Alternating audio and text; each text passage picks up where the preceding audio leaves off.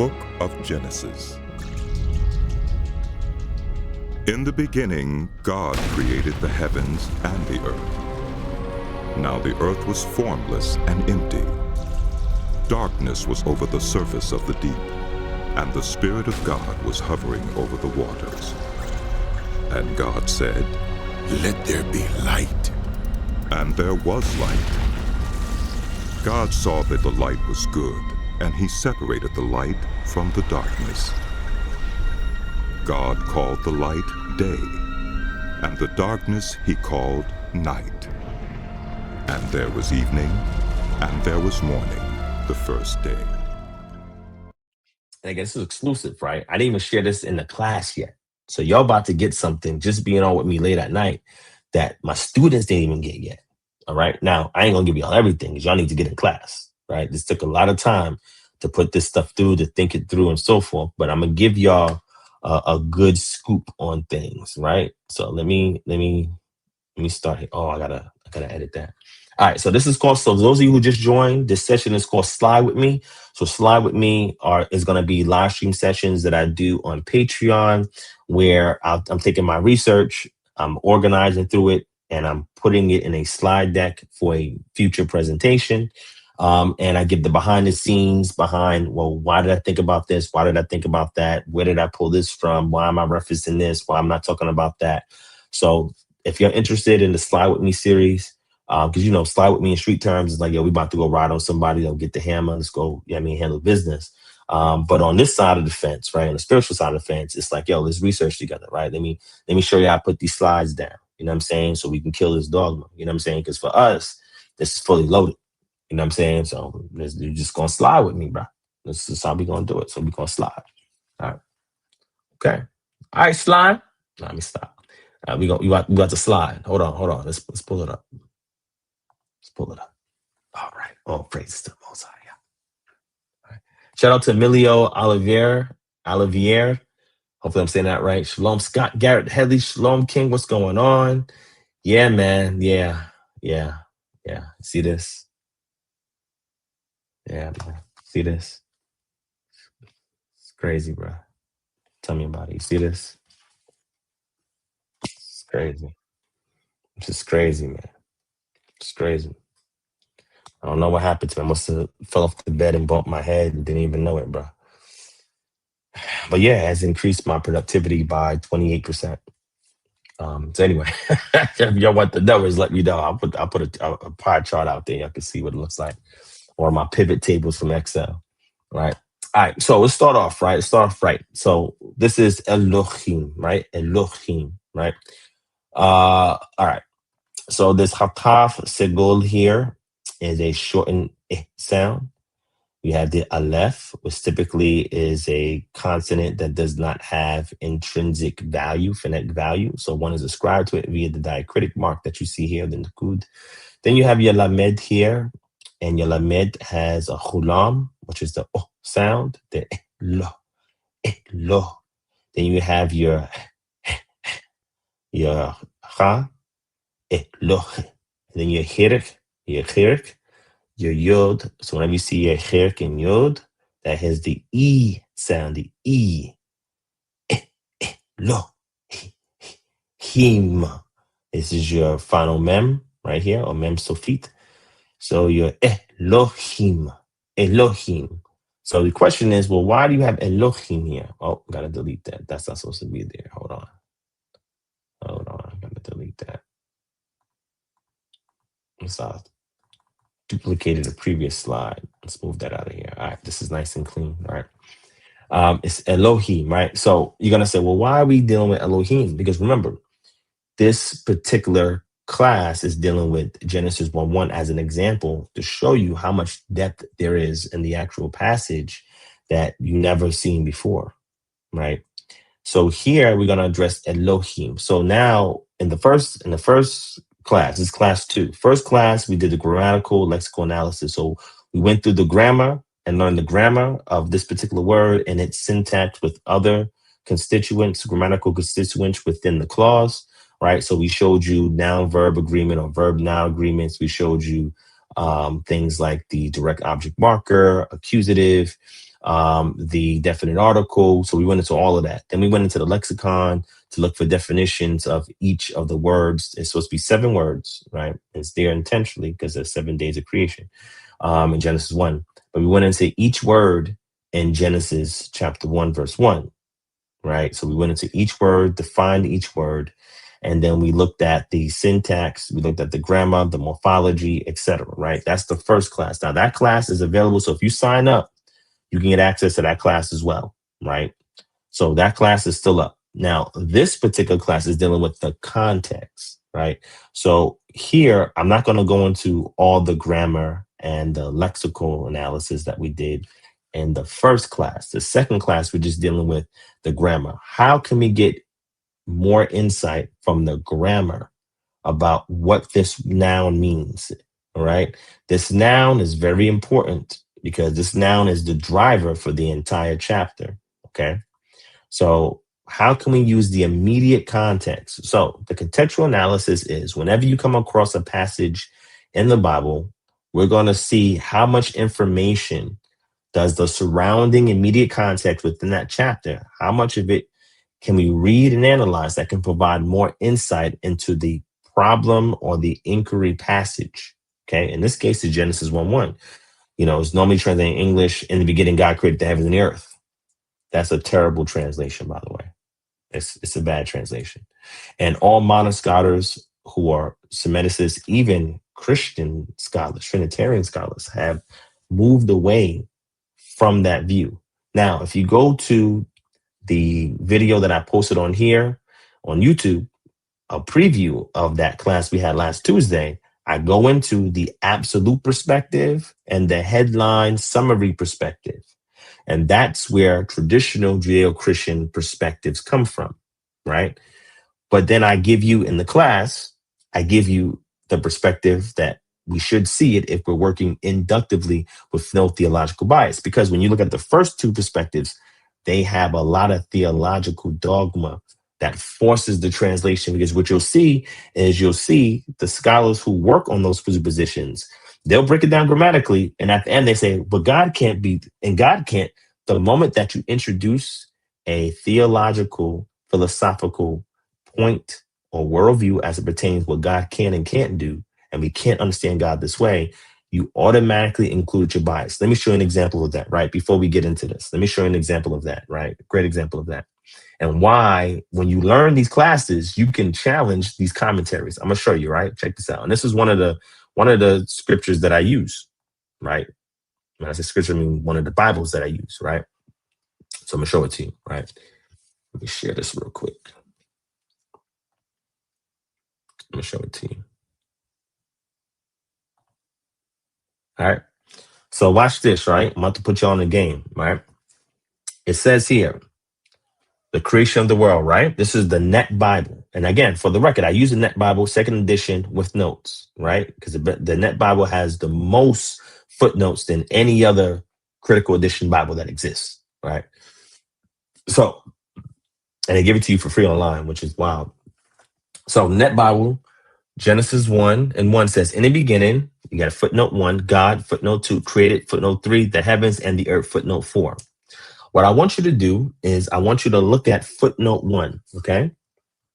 And you see over here on the right is the one that goes back to in the beginning, this phrase, and TN means translation note.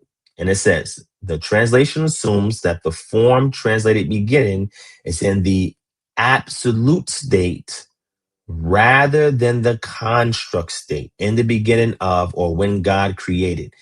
When God created is more accurate. Now, I'm going to tell you, and this is with all due respect, there's a website called the Center for the Study of New Testament Manuscripts. And Dan Wallace is spearheading that project. Dan Wallace also helped to contribute to the Net Bible, I think more so on the Greek side, right? But I like the Net Bible because it does go into, what's called the exegetical commentary. It's not a standard commentary. I stay far away from that. Like, if y'all reading any commentaries that's not an exegetical commentary, stay away from that. One of the best exegetical commentaries you can get is from Zondervan Academic. Okay. And I have the whole thing over here in my bookshelf, right? But these are real scholars, but these scholars are scholars to a fault. Okay. The in the beginning of, or when God created, is where modern scholarship, I think even in Christianity, is moving towards. So they're still upholding a traditional Judeo-Christian perspective. And I'm going to show you how. Right? Let's just keep reading. And I'm going to show you why the construct state and what we call the temporal state and how this acts as a dependent clause. I go into that if you actually know, because the preview I didn't go into the correct perspective, but I kind of lean on it in the preview of the class. But get into class, get last week's session in, and then when we do next week's session, we're going to go even further. But I'm giving y'all a little taste of it right now, right? So it says, in other words, the clause in verse 1 is a main clause. That's what they're saying, meaning it's not dependent on another clause to complete a thought. It can stand independent on its own. It says verse 2 has 3 clauses that are descriptive and supply background information. Verse 3 begins the narrative sequence proper, right? That's where you told or our consecutive while comes in, right? And that always begins the narrative, right? So again, I go into this in the preview I posted on YouTube, but in the class, we go all the way in on this, right? And I explain that and everything, right? So here's the dogma. This last sentence, the referent of the word beginning has to be defined from the context since there is no beginning or ending with God. See, the moment they start talking like this, so right here, they're trying to make an actual grammatical argument for the absolute state case. But then they go off into dogma land. The referent of the word beginning has to be, which means it has to be. Hey, scholars know that they can be wrong in 5 years, 10 years, etc. So even though there's a consensus, they always leave the space open for the probability of some new information. It's like that until you get to religion. What happens is a lot of these scholars who are religious, they like to use absolute statements. Like it has to be defined. What? If it has to be, then how come other scholars who are moving towards the modern consensus of how this should be looked at, which you put in parentheses, because that's the way the modern perspective views it, right? And I'm talking about modern scholarship because modern scholarship incorporates the ancient Near Eastern background that the Bible came from. It didn't come from a vacuum. It didn't drop out the sky. There was influences around it. And if you didn't know, the book of Genesis is an exilic or post-exilic work that was designed to be either a polemic or apologetic against the ancient Near Eastern cosmogony, specifically that of Babylon or Neo-Babylon, and poking at Marduk, who was the patron deity of Babylon. And Marduk, from the Numalish, he established the known world, the material world, by killing his mother, Tiamat. And then Tahum, or Tahom, that you will see in Genesis chapter 1, verse 2, or the abyss. That is where the Tananim resides, the sea dragons of chaos. The Leviathan is one of those sea dragons of chaos. Now, when we go into the high intertextual analysis, we're going to look at all these sister passages outside the Torah that gives more insight and information into Genesis chapter 1, verse 1. It's going to blow your mind. But what they're saying here is that the main clause in the absolute state is, in the beginning, God created the heavens and the earth. That is the beginning of time, space, and matter. Nothing else is before it. That's where everything begins. And when God created heaven and earth, right, he started off with what we see in verse 2, because that's the background information or the parenthetical. And then verse 3 is actually how he begins the creation. Right? That's the old school way. That's the dogmatic way. But when you tell somebody that something has to be defined from the context since there is no beginning or ending, what you mean defined from the context? Verses 2 and 3? But there's arguments for verses 2 and 3, right? Verse 2 is really no argument. That's a parenthetical. It just means, did this parenthetical come before Genesis 1 or did it come after Genesis 1? So my position, brief, I'm not going to go into all the details I did in the class, but my position is Genesis chapter 1, verse 2 pre-existed. It was already here before Genesis 1:1 and Genesis 1:2. Genesis 1:1 is a dependent clause that requires Genesis 1 and 3 to be a complete thought. Whereas Genesis 1 and 2 is pre-existent of Genesis 1:1. So Genesis 1:1, Genesis 1:3 have to connect to be one thought, and Genesis 1:2 is a parenthetical to give you background information of a pre-existent before the creation began. The substance is already there. It just has no shape, no form. Tohu vabohu had no shape, no form. It was empty. It was void. And the wind of God, not the spirit of God. See, the dogma had you translated as the spirit of God.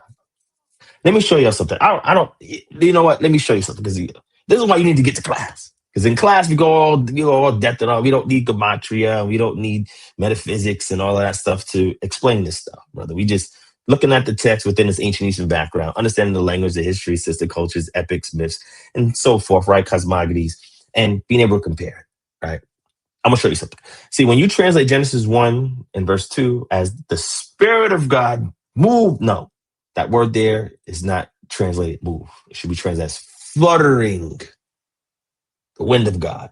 Let me show you a parallel in Torah. When you get to class and we go to the low intertextual analysis, we're going to deal with other books of the Torah, because the Torah is ascribed to Moshe. So therefore, we can look at it in a low intertextual analysis perspective. What does low intertextual analysis means? This is why you can get to class. Right? You can check out the introductory class on Patreon to see what it means. But in short, it's when you step outside that one chapter, the immediate context, and you're looking at the rest of the book and all the other books that can be ascribed to the same author. Whereas high intertextual analysis, now you're stepping outside of that author's works, and now you're looking in the rest of the anthology for correlating themes or motifs. And in this case, when we do this in Genesis 1:1, it would be motifs about creation or in the beginning. Okay. But let me show you something real quick. Let me show you something real quick. Let me go show it to you real quick. You don't like this one. And I'm going to show you why it shouldn't be translated as, and the Spirit of God. Because, Trinitarians use that to teach the Trinity in the beginning. The Word was the Son, the Spirit is the Holy Spirit, and the Father was God, the Elohim. It's crazy. Then they try to say Genesis 1:26 has to do with the Trinity. All three persons speaking to themselves. It's just wild work. So let me show you something real quick. Let's go to Exodus. I got to get in class, bro. I'm telling you, there's some heavy stuff we dealing with right now. I'm going to show you the bias. Okay? I'm going to show you the bias. Right? Exodus chapter 14 and verse 15. Right? Let me share this with y'all. All right? Let me share this with y'all. Share it with y'all. All right. Exodus 14, starting at verse 15. Right? Now, this is when the Israelites are leaving out the land of Egypt, and Pharaoh decides, I let them ninjas go, but I'm gonna go back and get them. I was tripping, right? I was on the perks and all of that. So now we kicking the perks, and I'm gonna go back and get these dudes back, right? So in Genesis chapter 14, verse 15, right? Moses is crying and all of that, right? He's scared and all that, right? Even though he concealed this fear, he concealed this fear to the people, but the Most High knew he was scared, right? So verse 15 says, Yotewafe said to Moshe, why do you cry to me? Tell the people of Israel to go forward. Mind you, this whole sea is right there. And if y'all have been to Israel, know what I'm talking about. He says, lift up your staff and stretch out your hand over the sea and divide it. See, divide. Okay? That the people of Israel may go through the sea on dry ground. See, divide, see, dry ground. And this is happening so he can get the glory. This is all a motif that connects back to Genesis chapter 1. Let's go and take a look at it, right? Let's go take a look at it. It's amazing, right? Let's go to verse 21. Then Moshe stretched out his hand over the sea. You know, there's text where the Most High says that he used his hands to create things. And then we see him just speaking. Okay. And what? Yotewafe drove the sea back by a strong east spirit. No, the word there is wind, ruah. How come translators don't translate wind here as the spirit? Because when you go and you look at Genesis chapter 1, it says that the wind of God, but no, they say spirit of God, moved across, no, fluttered over the face of the waters. The face of the waters, or the face of the abyss, more specifically, the abyss where the sea dragons live, the chaotic sea dragons. And you're always going to have a chaotic sea dragon in your life. Your job is to have dominion over it and establish order. You're going to have a behemoth in your life. Your job is to have dominion over it, to domesticate it, and submit it to your rule and reign. And like Adam, whatever you call it, it will be. If you call it a hardship, it's going to be that. If you call it difficulty, it's going to be that. If you call it depression, it's going to be that. If you call it poverty, it's going to be that. But if you call it something other than that, like a challenge, it's going to be that. If you call it something that is preparing you for reward, it's going to be that. If you call it an opportunity to learn how to operate in between funds, right? Teaching you a lesson, that's the double L you're going to get, lesson learned. It's going to be that. But the job is that once Yah set order, it was man's job to maintain the order that the Most High set.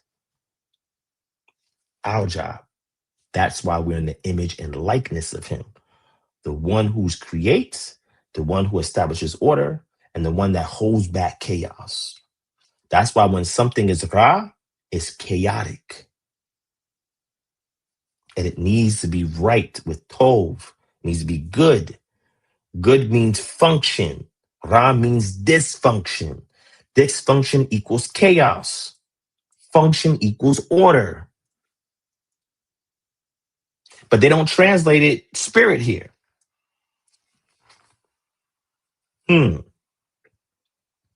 Okay.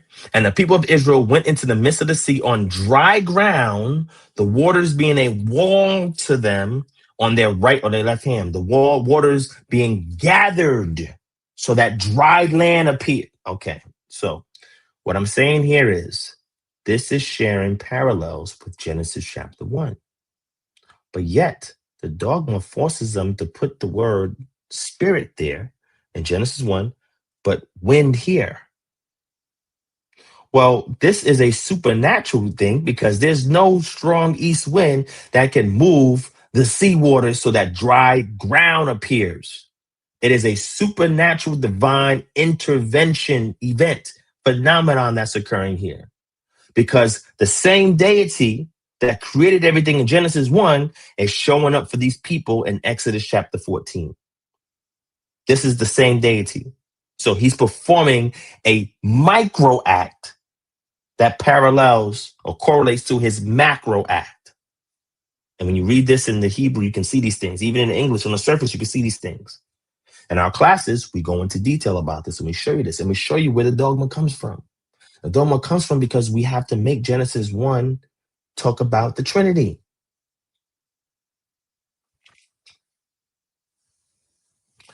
But when you read it with ancient Near Eastern spectacles and corrective lenses, he's like, no, that's not the case.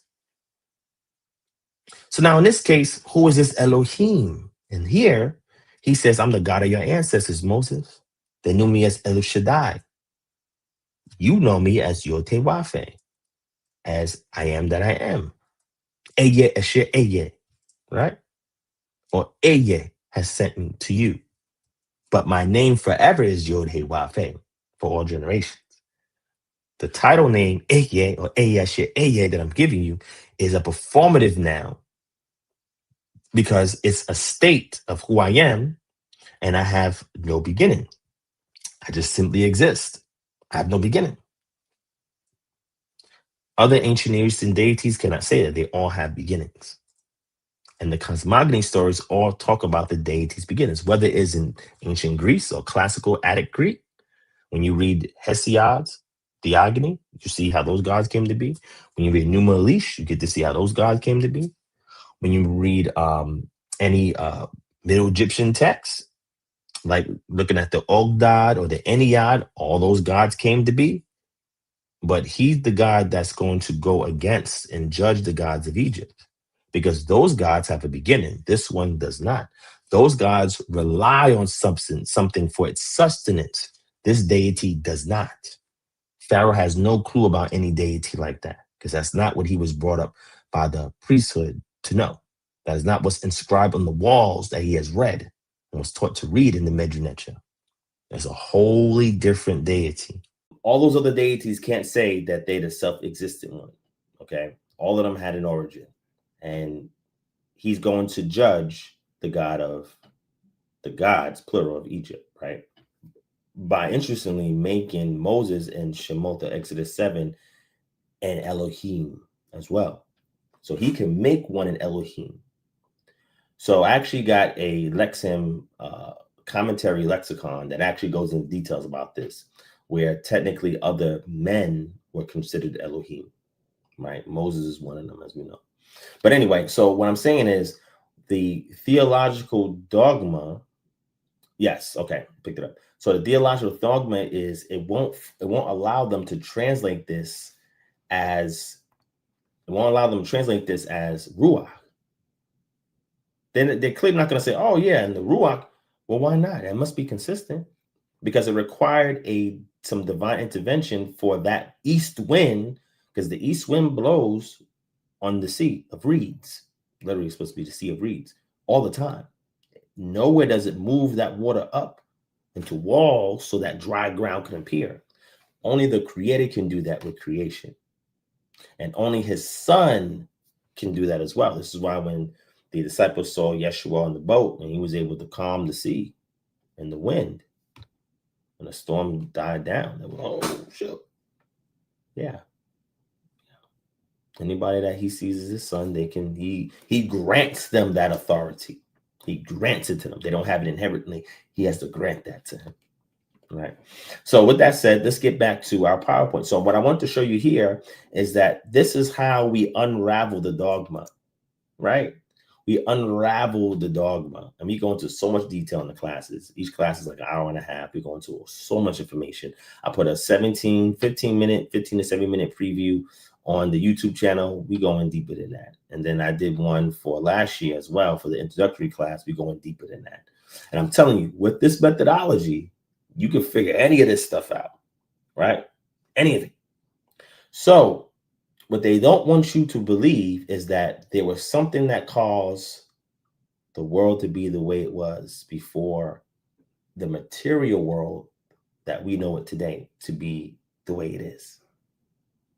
So some kind of tohu vabohu, let me get that from the book of Jeremiah chapter 4. After judgment occurred, destruction happened, and the land was empty and void. But the precursor to that was what? Judgment. Let me show it to you real quick. Another parallel. Again, when we get into our high intertextual analysis, then we pull from the prophets and the writings and so forth. And we show you, I'm going to show you what happened to cause that. I'm going to show it to you. It's in the Tanakh. You don't have to get deep and super spiritual. Metaphysics and gematria, numerology, all of that, it has its place. But you don't have to force it onto the text. Because like I said, in Genesis chapter 1, verse 1, there are 7 Hebrew words there. Bereshit bara Elohim. See that? Then you have et hashemayim ve'et haaretz. Right? So you literally have 7 words there. And that represents each day of creation. There's your numerology right there, your gematria right there. So these things are all throughout the text because the framers of the passage, the ones who were the scribal griots that was responsible for preserving those memories, they structured it in a way so it can be easy for rote memorization because they didn't have computers to remember this. So you have to create these sequences. You had to put things in a certain structure, a certain order. So that way it's easy to understand, it's easy to digest, and it's easy to regurgitate. All right. Okay. All right. So let's get to this Elohim. So in Genesis chapter 1, verse 1, how do we understand what this is? See, when we get to really dive it into the passage, we get it into everything. We're questioning every constituent. Constituent is a small piece of something that makes up a clause. And we're looking at everything. And we're trying to derive an understanding from this Elohim. So I'm gonna go into this part for you. So after I do this, I pray y'all will sign up for the classes and get more of this food. I put the icing on top. I put cherries on top, right? I even put a little drizzle of caramel on it for y'all when you get into the classes. It's well worth the price of admission, right? So y'all got to put the word out for the Patreon, and some of y'all sign up.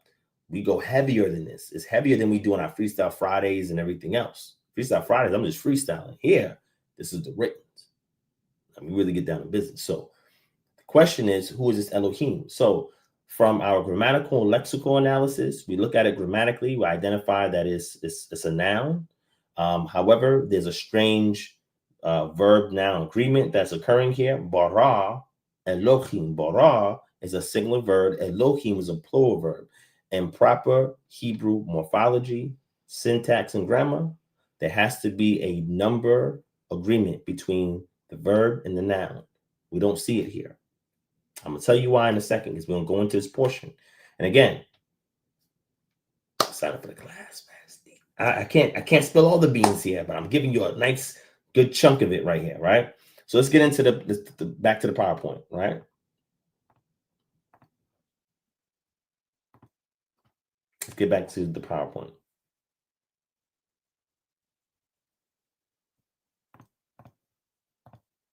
All right. So Elohim, right? Elohim, right? Now we see Genesis 1:1. Bereshit bara Elohim et hashamayim ve'et haaretz, right? And we see bara Elohim. So whatever this noun is, this Elohim, this plural noun, it is committing an act, performing an action in the singular sense, even though it's plural. So in English, the equivalent to that in English grammar would be a collective noun. For example, the word team is a singular, well, it's a singular noun. However, that singular noun is plural, has multiple parts. But the word team itself is in a singular sense. Teams would be in the plural sense, right? Team is a collective noun. Here, we see this acting as a collective noun. Well, why is that? What does that even mean? So I'm gonna break it down in a second. But whatever this entity is, there's some kind of intensive plural there, and it performs in a singular act. Very interesting, right? So all we doing was Elohim. In the class, we dealt with Bereshit. We dealt with that portion first. In this class, we're going to deal with Bara, Elohim, Shemayim, and Aretz. Haaretz, ha is your definite article, so we touched on that when we did the grammar.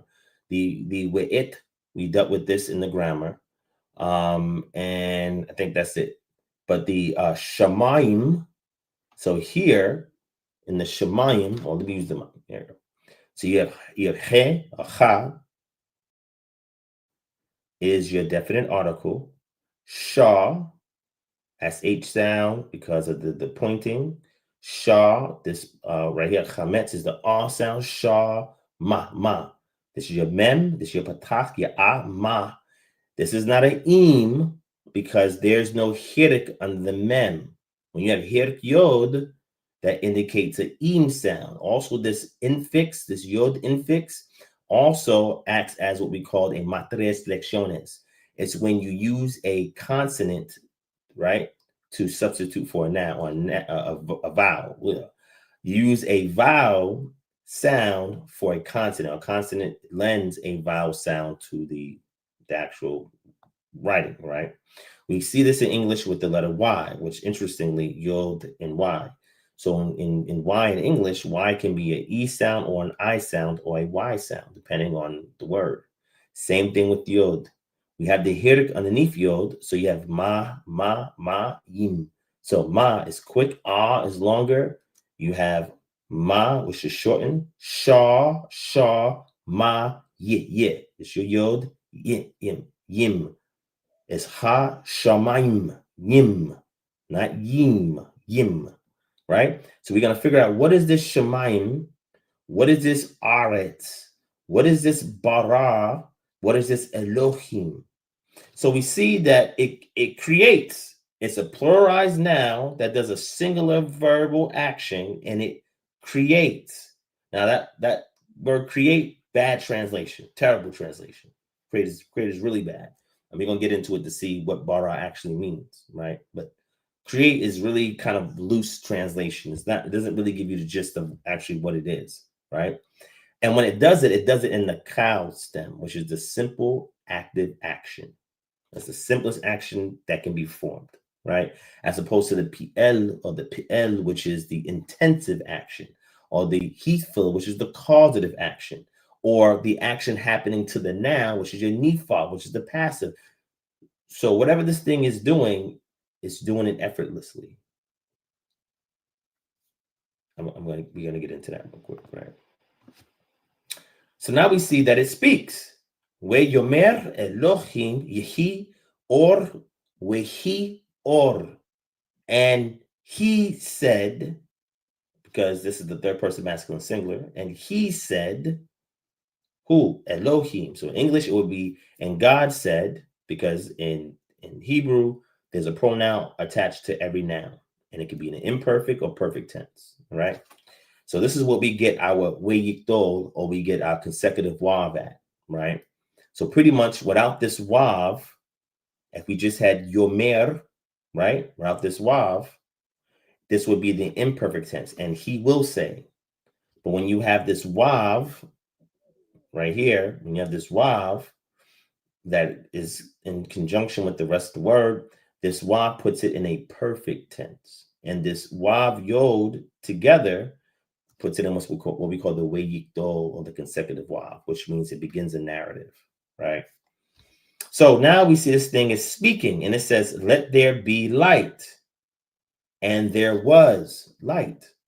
So the interesting thing from Yehi that we had to learn here, Yehi here, Yod, Shewa, Hey, Hirik, Yod, Yehi, right? Let there be. This is what we called a jussive. A jussive is a suggested command. It is an expression of a desire or will of a thing. All right? Just like if I say, hey, yo, Raphael, let's go to the store, man. That's a suggestive will. I want to go to the store. I'm suggesting it to him so he can come along with me, so he can work collaboratively with me and go to the store. I'm not telling him, hey, you better go to the store with me. Hey, yo, go to the store, man. If I say go to the store, that's an imperative. That's different. I'm telling him, yo, justive is a suggestive. Let there be. And it's an imperfect Kyle stem, meaning that, and let there be is future tense, or at some time in the present for something to be performed in the future. And we see what's performed when it says, and there was light. So after he said it, he's doing this effortlessly. It's a cow stem verb, the simplest action you could perform according to the Hebrew verbal tense system. And he just suggested his will. Let there be light. And there was. So when he speaks it, it's effortlessly. It's his suggested will. And when he says it, things respond. There's no resistance to it. There's no time has to wait. It responds when he suggests his will. See, when we get into the grammar, we touch on these things so you can understand what these things are. cohortative, adjective, and imperative, etc. We show you how to identify these things in the grammatical lexical analysis, right? We give you the resources to identify them, and we show you how to identify them. But this is very important because whatever this thing is, when it says something, it gives its suggested will, things respond immediately without resistance. Okay. All right. So that's another thing we learned about this deity, right? And then it says here, and he said, well, in this case is, and he said, who Elohim, let us make man. Now, this is another suggestive, right? Let us make man in our image after our likeness. So the question is, this thing is also creating man. So we see it here in the first person common plural, right? The Cal imperative, again, let us make man in our image according to our likeness. Well, why? Well, we find out about that. But first, I have to add a slide because the slide comes right after this that I did not add. So let's go ahead and do it right now. Again, you're sliding with me, so we're going to go ahead and add this slide. Let me pull this up here. And let's go to Genesis 1. And let's go to Genesis 1. And let's go to verse 14. Yeah, I'm going to verse 15. And the reason why I use the interlinear is because I want people to see what the actual grammar is, and I want them to see what the actual words are and the diacritic marks. So you can fact check me. I'm not perfect, and nor do I claim to be an advanced super expert in the language. I know enough of it to be dangerous and enough of it to teach others so they can go further than me. But I have it on display so you can see that I'm not here to manipulate you. I'm not here to make the language say what I want it to say. It's hard-coded, the grammar, and you can parse it out yourself, right? That's why I do it as a matter of transparency, to keep things honest. And that's how these things should be shown. Never take anybody's word for anything that they say, especially if they call themselves a teacher. You need to go back and fact check what they're saying. Because I see a lot of people in this community that lie to you about the language. And they make it say what they want it to say. And you just believe them. Hey, I ain't going to make no comments on that. I'm just letting you know. All right. So let's go ahead and add an additional slide, another slide to make. So I'm going to go ahead and duplicate this one. And then I'm going to screenshot this.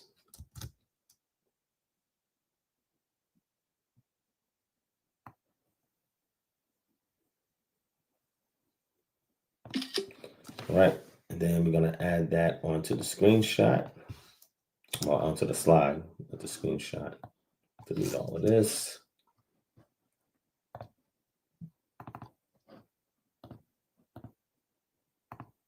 I'm going to add this here. All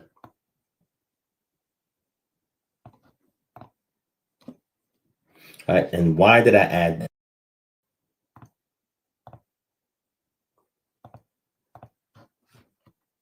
Because it says where he came. So here, where he came, kin.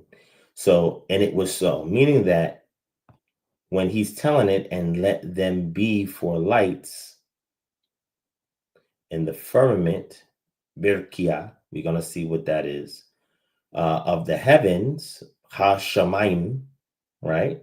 To shine, leha'ir, upon al-ha'aret, the earth.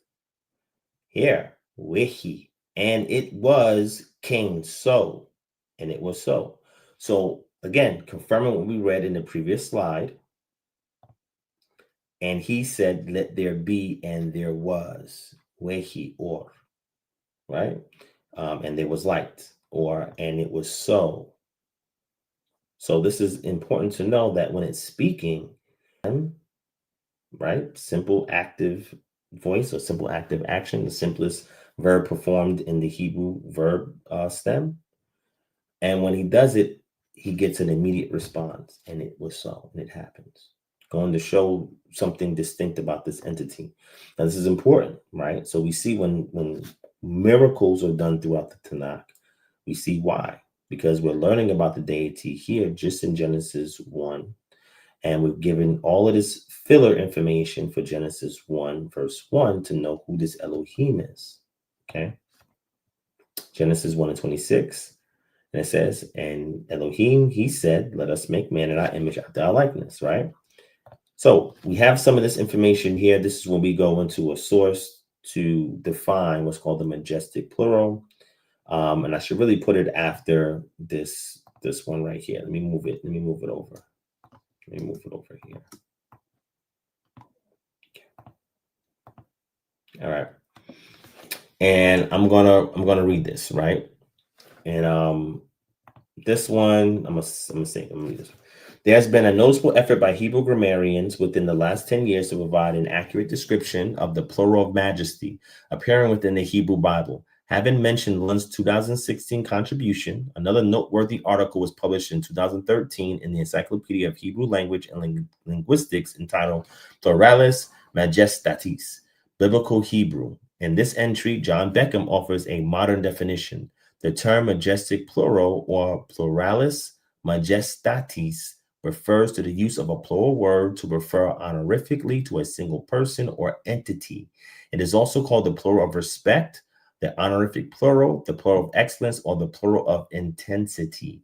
Now, this also has to be discerned from what's called the plural of abstract or plurals of abstraction, which is something that is different than this plural of majesty. But again, we'll go into that when you join the class. We'll go into more detail about that. Right? So I just use this to help give some the sources, the plural of majesty in the Hebrew Bible, assessing the extent of its pervasiveness and the implications for monotheism, right? So I'll just show you a source that gives you more background into what a majesty of plural of majesty is, plural of excellence, plural of respect, honorific plural, whatever the case may be, and how that's identified. In the case of a deity, whenever the deity is mentioned in the plural as a noun, the noun is plural, and the verb is singular, this is technically what it refers to. Now, there's a few that argue against this, right? But this is the consensus on this, right? So we won't get into the rest of that here. But what I will do is sum this up, right? I got to put another passage in here. I'm missing a passage. But I'm going to sum it up because I want to show you, I'm going to conclude this, and then I'm going to end this live, right? Hopefully you guys enjoyed it. Thank you for helping me test out the equipment. But let's go to this last slide and we're going to wrap it up, all right? And I'm much more linear when we do our classes because I'm only focusing on this, right? This is open for me to talk about other things, deviate, whatever, to give you some insight, information, similar to like Freestyle Friday, but using slides to kind of help stay focused, right? So what do we know about the noun Elohim?